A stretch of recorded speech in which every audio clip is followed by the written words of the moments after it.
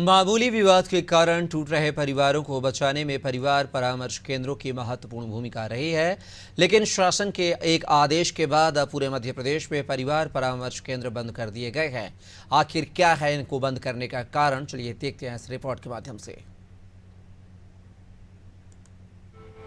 बिखरते परिवारों को बचाने के लिए चलाए जाने वाले परिवार परामर्श केंद्र मध्य प्रदेश में इसे 3 महीने पहले ही बंद कर दिए गए।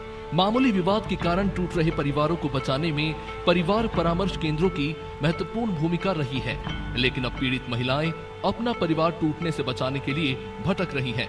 राजधानी भोपाल के महिला थाने की पहली मंजिल पर परिवार परामर्श केंद्र का एक कमरा अलग से बनाया गया था, लेकिन पिछले 4 महीने से यानी मई के महीने से यहाँ पर ताला लगा हुआ है।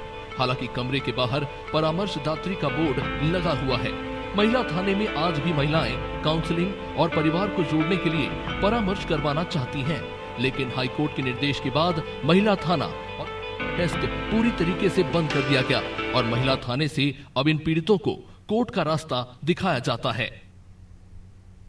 पहले जो जैसे हमारे यहाँ महिला थाने में आकर ये काउंसलिंग कराते थे, तो हम लोग को ज़रूरत होती थी तो हम 2 काउंसलिंग 3 काउंसलिंग और ज़रूरत ज़्यादा हमें ऐसा महसूस होता था कि किस केस पे हमको ज़्यादा इसको तवज्जो देने की ज़रूरत है या ज़्यादा हमें समय लगेगा, तो उस स्थिति में हम उनकी 5 से 7 काउंसलिंग भी करा देते थे, जो क्यों वो चाहते थे। लेकिन उस प्रकार की सारी चीज़ें तो अब नहीं हो पा रही हैं। अब वहाँ पे वो किस प्रकार की प्रोसीजर को फॉलो कर रहे हैं ये हम नहीं बता पाएंगे। जानकार कहते हैं, विवाद को कोर्ट में जाने से पहले ही सुलझा लिया जाता है। देश में मध्यस्थता से विवादों को सुलझाने की पुरानी परंपरा रही है। पीड़ित महिलाएं घरेलू हिंसा, दहेज प्रताड़ना, पारिवारिक विवाद जैसी शिकायतें लेकर आती थी। परिवार टूटने से बचाने के लिए थानों में संचालित परिवार परामर्श केंद्र के काउंसलर दोनों पक्षों को बैठाकर उनकी काउंसलिंग करते थे और ज्यादातर मामलों में परिणाम सुखद आते थे। महिला थाने में ही हर रोज 10 से 12 परिवारों की काउंसलिंग होती थी। देखिए, प्री लिटिगेशन मीडिएशन मतलब कि पारिवारिक विवाद समाधान केंद्र योजना के अंतर्गत अपने पास जो आवेदक हैं, पक्षकार हैं, वो आवेदन प्रेषित करते हैं तो उनको डेट दी जाती है और पर डे कम से कम 8 से 10 केसेस मीडिएशन के लिए यहाँ पर प्राधिकरण में आते हैं, जिसका निराकरण हमारे पीठासीन अधिकारी द्वारा किया जाता है। अभी तक कितने महिलाएं हैं जो संतुष्ट हैं? देखिए, इसमें जब भी कोई आवेदक एप्लीकेशन देता है तो संबंधित पक्षकार को नोटिस दिया जाता है। तो कई सारे ऐसे केसेस होते हैं जिसमें पक्षकार आता है तो उसमें राजीनामा हो जाता है और महीने में अपने यहाँ 8 से 10 केस जो हैं सफल होते हैं, और जो केस सफल नहीं भी होते हैं तो वो समय मांगते हैं कि हम बाद में अपने प्रकरण का निराकरण करेंगे। तो हो सकता है कि बाद में भी जो केसेस हैं वो सेटल हो जाते हैं। एक समझाइश दी जाती है, जिसमें समझाइश जो है न्यायाधीश गण के द्वारा और अपने अधिवक्ता गण के द्वारा समझाइश प्रदान की जाती है।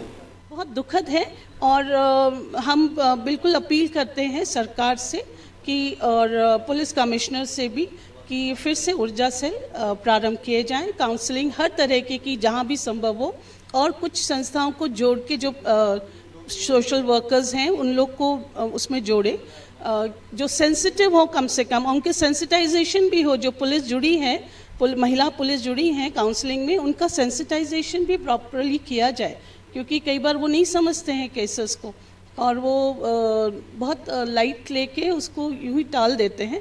बहुत सीरियसली इनके केसेस को हैंडल किया जाए।